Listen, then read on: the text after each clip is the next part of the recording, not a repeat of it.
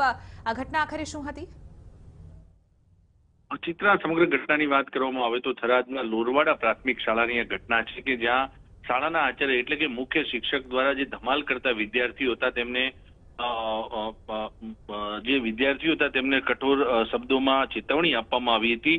આ જે ચેતવણી આપવામાં આવી હતી તેને લઈને જે વિદ્યાર્થીઓ હતા તેમણે તેમના વાલીઓને રજૂઆત કરી હતી। આ વાલીઓએ જે પ્રકારે શિક્ષકે જે વિદ્યાર્થીઓ ધમાલ કરતા હતા તેમને ડર બેસાડવા માટે ધમકી આપી હતી, પરંતુ વાલીઓ જ્યારે શાળાએ પહોંચ્યા ત્યારે આ બંને વચ્ચે ઉગ્ર વાતાવરણ સર્જાયું હતું। આ ઉગ્ર વાતાવરણના કારણે જે વાલીઓ હતા તે ઉશ્કેરાયા હતા। ખાસ કરીને આચાર્યને જે પ્રકારે વાલીઓ ઉશ્કેરાયા તે બાદ તેની પર હુમલો કરવામાં આવ્યો હતો, જેના કારણે જે મુખ્ય શિક્ષક છે તેને લાકડી અને ધોકાના ઘા વડે તેની પર હુમલો કરવામાં આવતા આખી જે વાત હતી તે ચર્ચાસ્પદ બની હતી।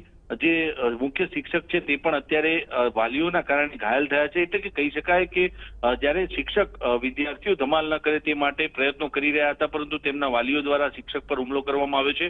અત્યારે તો આ જે મુખ્ય શિક્ષક છે તે સારવાર લઈ રહ્યો છે, પરંતુ આ જે ચોંકાવનારી ઘટના થરાદના લોરવાડા ખાતેથી બહાર આવી છે ચોક્કસથી શિક્ષણ જગત માટે એક ચીમકી રૂપ છે કે વિદ્યાર્થી જ્યારે ધમાલ કરી રહ્યો હોય ત્યારે શિક્ષકની ફરજ છે કે તેને બાનમાં રાખવાની, પરંતુ વાલીઓએ ઉશ્કેરાઈ જઈને શિક્ષક પર જે પ્રકારે હુમલો કર્યો છે તેને લઈને અત્યારે શિક્ષણ જગતમાં રોષ વ્યાપ્યો છે। બિલકુલ, આભાર કુલદીપ સમગ્ર મામલે